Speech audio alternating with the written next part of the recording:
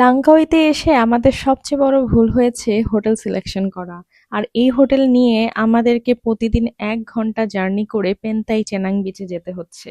এবং এটা সবচেয়ে বেশি প্যারাদায়ক, কারণ যেখানে মানুষ পেন্তাই চেনাং বিচে গিয়ে সব এনজয় করে, আর আমরা এমন একটা লোকেশনে চুজ করে ফেলেছি ভুলে, যেটা আমাদের জন্য অনেক কষ্টের হয়ে গেছে।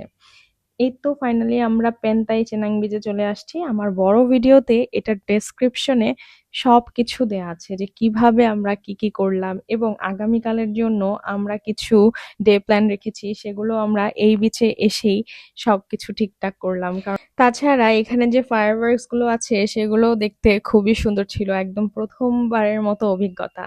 তাছাড়া আমাদের একটা ক্যান্ডেল লাইট ডিনারেরও আমরা ব্যবস্থা করেছি এই হোটেলেই। আর ক্যান্ডেল লাইট ডিনার গুলো যারা অর্গানাইজ করেন তাদের কাছ থেকে আমরা ইনফরমেশন নিয়ে আমাদের আগামীকালকের আইল্যান্ড হপিং এর সব টিকিটও বুক করে ফেলেছি। এবং কিভাবে বুক করলাম, কি কি করলাম, আমার বড় ভিডিওতে সবকিছুই দেয়া আছে, আপনারা ওইটা দেখে আসতে পারেন। তাছাড়াও রাতে ডিনার করে এখন আমরা চলে যাব আমাদের হোটেলে, আবারও ১ ঘন্টা জার্নি করে। মানে এই ১ ঘন্টার জার্নিটা না আসলে আমাদেরকে খুব প্যারা দিয়েছে। তাছাড়া এই সুন্দর সুন্দর রোবোটিক ডান্স গুলো দেখেও আমার খুবই বেশি ভালো লেগেছিল, এবং ভালো লাগার সাথে সাথে একটা কষ্টও লেগেছে যে এই লোকরা যারা এটা করছে তারা খুবই কষ্ট করছে, কারণ এখানে এমনিতেই অনেক গরম, তার মধ্যে এই গরমের ভিতরে তারা এভাবে কষ্ট করছে দেখে খুবই খারাপ লাগছিল। সো আজকের মতো এই ভিডিওটা এই পর্যন্তই। আমার বড় ভিডিওটা অবশ্যই আপনারা দেখে আসেন, ওখানে ফুল ডিটেলস দেয়া আছে যে কি কি করলাম আমরা লাঙ্কাউইতে।